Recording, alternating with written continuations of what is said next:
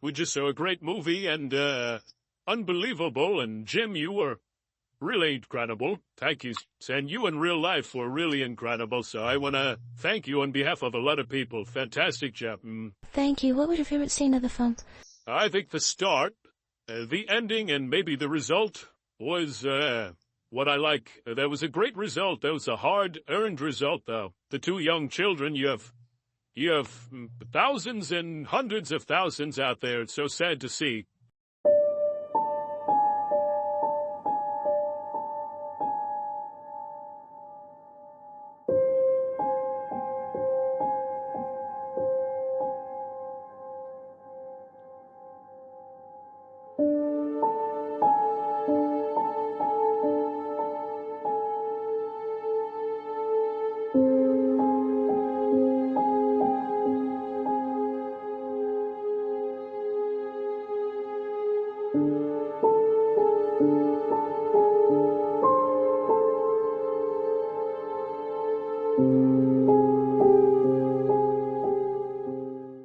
There is only one place to start a documentary about 20 friends of Donald Trump who were pedophiles, and that's with his close friend, the most famous child sex trafficker in human history, Jeffrey Epstein. The two became friends in 1987. We know this because Trump famously said in a 2002 interview with New York Magazine that he and Jeffrey had been friends for 15 years. Tonight, billionaire Jeffrey Epstein is sitting in jail accused of sex trafficking underage girls. Epstein is scheduled to appear in court tomorrow. That's when this new indictment is expected to be unsealed. Jeffrey Epstein's friendliness with major names is really glaring, including President Trump. The two of them apparently were friendly in the past, with President Trump flying on Epstein's private jet. Epstein allegedly also recruited one of his victims from Mar-a-Lago, the estate.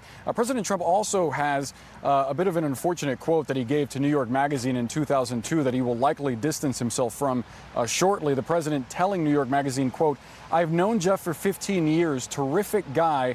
He's a lot of fun to be with. It's even said that he likes beautiful women as much as I do, and many of them are on the younger side. No doubt about it, Jeffrey enjoys his social life." There is an entire documentary I produced called Epstein and Me. The documentary goes into great detail about Trump and Epstein's lengthy friendship. Here are a few clips from that documentary that will give you an idea of how close a relationship the two predators had with each other. Come on in, go inside. An invitation into Donald Trump's world. Footage from 1992 found in the NBC archives shows the future president welcoming Jeffrey Epstein to his Mar-a-Lago estate. The get-together more than a decade before Epstein pleaded guilty to prostitution charges in Florida. Both men are seen enjoying themselves, Trump pointing out women dancing in front of them. An apparently friendly encounter with a man the president is now looking to distance himself from. All right, now to stunning new developments in the trial of Ghislaine Maxwell, a woman identified only by the pseudonym Jane. She says disgraced financier Jeffrey Epstein took her to meet Donald Trump in the 1990s when she was just 14. Jane testified that both Ghislaine and Jeffrey Epstein sexually abused her when at the age of 14. We're now on cross-examination, and there are a couple of headlines here. One, during cross-examination, the defense attorney asked her whether she said Jeffrey Epstein introduced her to Donald Trump. She said yes. But there is plenty of hard evidence that he rode on Epstein's plane, and not just one time, 7 times, at least 7 times. And we know that because his name appears in flight logs that are submitted to the FAA. According to a report from the New York Times, in 1992, Donald Trump held a party that featured just himself and Jeffrey Epstein as the host, and the attendees were only 28 young girls. I arranged to have some contestants fly in. He had recently partnered with Donald Trump, for events and business deals. At the very first party, I said, "Who's coming tonight? I have 28 girls coming." It was him and Epstein. I said, "Look, Donald, I know Jeff really well. I can't have him going after younger girls," he said. "Look, I'm putting my name on this. He wouldn't put my name on it and have a scandal, or I wouldn't put my name on it and have a scandal," Trump replied. So Even back then, Epstein's activities, we'll call them, were pretty well known. And this guy, Harane, who did know Epstein and, 15 years, is like, listen, putting him and you together in a room with 28 young girls is not a good idea, but they went forward with it anyway. Donald Trump, Jeffrey Epstein, and a room of 28 young women. I want to start with this great piece by Business Insider. This just broke, this news. It sure looks like Donald Trump was disguised as Doe 174 in the newly unsealed Jeffrey Epstein documents, it says. A federal judge unsealed the names of nearly 200 Does, and it appears that Donald Trump may be Doe 174. A woman named Katie Johnson filed the lawsuit and stated under oath in her affidavit that she was raped on 4 occasions by Donald Trump when she was 13 years old. Katie also had a witness testify to all 4 encounters. The witness, using the pseudonym Tiffany Doe, was a recruiter for Jeffrey Epstein. She was also a sex coach. In this horribly depraved world, Jeffrey Epstein would provide coaches to his clients. The coaches would guide young girls who had no idea how to please a man. The client would give the coach instructions on what he wanted, and the coach would then guide the young girl as she stumbled along. The following excerpts are from Katie Johnson's sworn affidavit describing each of the 4 encounters with Donald Trump.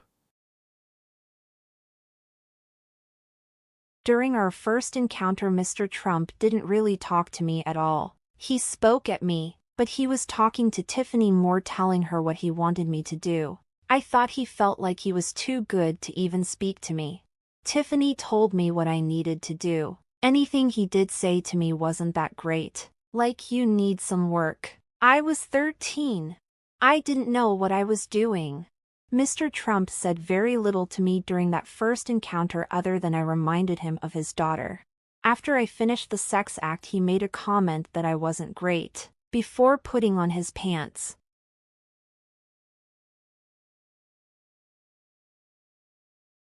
During our second encounter, I felt very intimidated.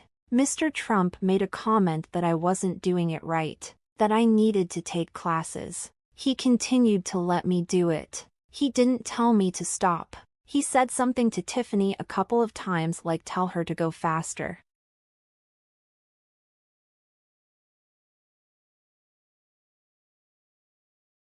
For the third encounter, Mr. Trump had another girl and I dress as maids and pretend to clean the room.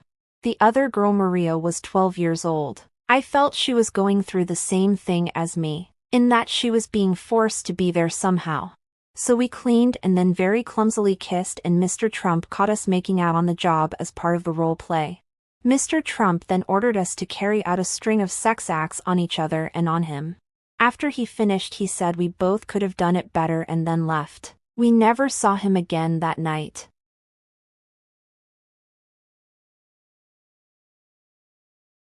Tiffany phoned me and told me my next encounter would be another role play.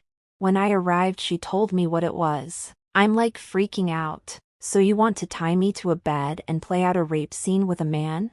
She told me that's what Mr. Trump wanted. I made sure that Tiffany stayed in the room. Mr. Trump had agreed reluctantly to allow her. He was pretty rough with me. I was already tied to the bed. He pushed me around and tore off my clothes and then attempted to rape me. I started crying and I asked him to stop, and I asked Tiffany to come over, but he kept on going. Tiffany tried to intervene, but she was pushed away. Mr. Trump said, "What did you think this was gonna be?" He was very abrasive and I just started crying and I screamed and said, "Please don't." And he slapped me and told me to shut up, and then he ripped my panties off. After he finished, he got up and started putting on his clothes. He was disgusted by the fact I was crying. Mr. Trump didn't use a condom and I was worried about getting pregnant. He basically said that I should be proud that he would even allow me the opportunity, and if I got pregnant I could get an abortion. With that, he threw $400 onto the floor. Tiffany made clear she wasn't happy with him. And then Jeffrey Epstein came in and he saw that there was money on the floor and got mad. He asked if I had asked for the money and said that he was going to be the one to pay me, and said it wasn't mine to take. Unfortunately, Katie withdrew her lawsuit because of a barrage of death threats she faced from Trump supporters. Despite the claims of the MAGA movement, Katie's words have never been debunked, and she has never wavered on her original statement. Jane Doe has received numerous threats today, as have all the Trump accusers that I have represented. She is living in fear. She has decided that she is too afraid to show her face. She's been here all day, ready to do it, but unfortunately, she's in terrible fear.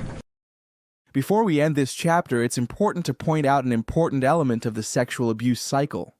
One of the tools that predators use to keep their victims quiet is the issuing of deep and disturbing threats.